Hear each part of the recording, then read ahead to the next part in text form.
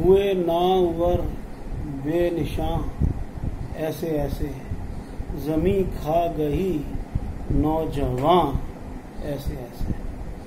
भाइयों, फ्रेंड्स, हमारी देश, हमारी माँ, हमारी भारत माता, इसको जो आज़ादी मिली वो कोई ऐसे ही नहीं मिल गई कि हमने किसी से प्रार्थना की और उसने उसको स्वीकार कर लिया। ऐसे अनेकों अनेक वीर हुए, सुभाष चंद्र बोस हुए, भगत सिंह हुए, सुखदेव हुए, गुरुदत्त हुए, ऐसे एक से एक शूरवीर हुए जिन्होंने देश को आज़ादी दिलाने के लिए अपनी जान लड़ा दी। आज इस देश को आज़ादी मिलने के बाद हम लोग किस प्रकार इस मिली हुई आज़ादी का मजाक उड़ा रहे हैं, जो आपस में लड़ रहे हैं, एक दूसरे पे लांछन लगा रहे हैं। परंतु आज समय आप लोगों को एक वीर गाथा सुनाने का है। मैं आप लोगों को एक ऐसे व्यक्ति के बारे में बताऊंगा जिसका नाम शायद कभी आप लोगों ने ना सुना। बहुत ही दिल में आज़ादी का जज्बा लिए हुए एक शेर दिल, आज़ादी के परवाने, उनको अंग्रेज़ों ने काला पानी की सजा दे दी और उनका नाम था, जो आपने शायद कभी ना सुना हो, बहुत से लोगों ने नहीं सुना होगा, शेर अली आफरीदी। क्या आप लोगों ने उसका नाम सुना? उनका नाम किसी ने नहीं सुना।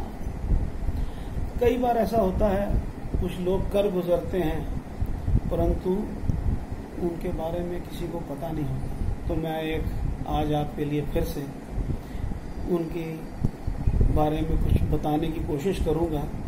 मैं कोई बहुत बड़ा विद्वान तो नहीं हूं, बट जितना मुझे पता चला उतना मैं चाहता हूं कि I should share this story with you. तो दोस्तों, शेर अली खां अफरीदी को अंडमान जेल में रखा गया। वहां उनको सजा हुआ था, काला पानी की सजा हुई थी उनको। वो बहुत उग्र थे, मतलब उनके मारे अंग्रेज घबराते थे।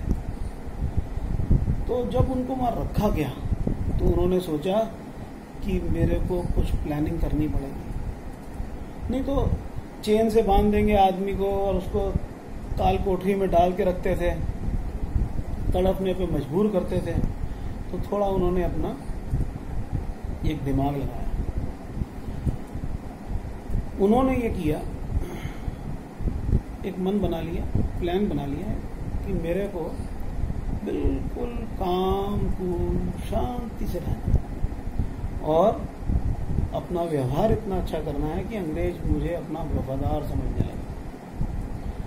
तो ऐसी स्थिति बनने पे उन्होंने अंग्रेजों के में दिल में अपने लिए एक अच्छी जगह बना ली और अंग्रेजों ने कुछ टाइम बाद समझा कि नहीं, ये आदमी अब सुधर गया है और ठीक हो गया है और इसको हम नाई का काम दे देते हैं। वो जेल में सबके बाल काटना, अंग्रेजों के बाल काटना एक सेवा रूपी काम करने लगे।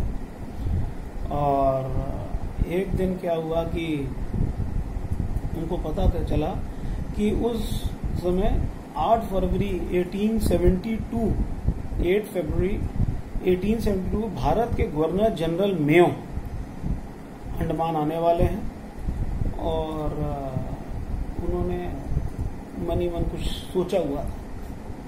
तो जब वो सोची हुई बात उनको पूरी करनी थी, उन्होंने अपना व्यवहार बहुत प्यारा बना के रखा। परंतु हिंदुस्तानी कैदियों को बोलते रहते थे, चिंता मत करो, मैं एक दिन कुछ बड़ा काम करके दिखाऊंगा। ये डेयरिंग थिंकिंग। तो भाइयों, अपने अंदर हिम्मत रखो, देश के प्रति अच्छा जज्बा रखो, देशवासियों की इज्जत करो, एक दूसरे की लांछन लगाने से कुछ नहीं होता। मन में कुछ धारण करो कि हमको करना है कुछ।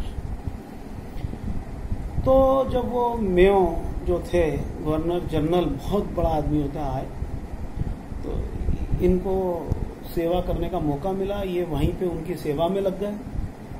इनके पास जो उस जमाने में जो ये बाल काटने का जो औजार होता है, छुरा सा था कि जिससे वो करते थे, वो उनके पास में था। तो शाम का टाइम हुआ, रात हुई, धीरे से गए, सैनिकों को चकमा दे करके घुस गए और गवर्नर जनरल मेयो का कत्ल कर दिया। भारत माता की जय। वीरों, जिंदगी में कुछ कर गुजरने के लिए क्षमता चाहिए।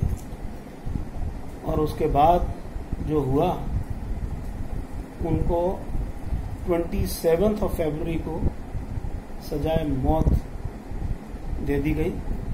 परंतु मां भारती के ऐसे भक्त, ऐसे पुत्र, मां भारती की सेवा करने वाले, अपनी जमीन के लिए अपनी कुर्बानी देने वाले लोगों को, हजारों लोगों को हम भूल चुके हैं। हम कोटि कोटि प्रणाम करते हैं। और मेरी इस स्टोरी को सुनने के बाद, ये मेरी नहीं है, ये शेर अली आफरीदी जी की कहानी है। मैंने कहीं पढ़ी थी, आप तक पहुंचाने की कोशिश कर रहा हूं। हमारे भारत देश की तरफ कोई बड़े से बड़ा दुश्मन देखे टेढ़ी निगाह से, तो उसे जवाब देने के लिए हम सबको आगे आना चाहिए। और आज के युग में बहुत से ऐसे हमारे दुश्मन जो देश के अंदर और देश के बाहर हैं, उनको ये समझ लेना चाहिए कि सच्चा भारतवासी भी एक सैनिक है और देश के लिए मर मिटने की क्षमता रखता है। जय मां भारती, जय मां भारत। भारत माता की जय।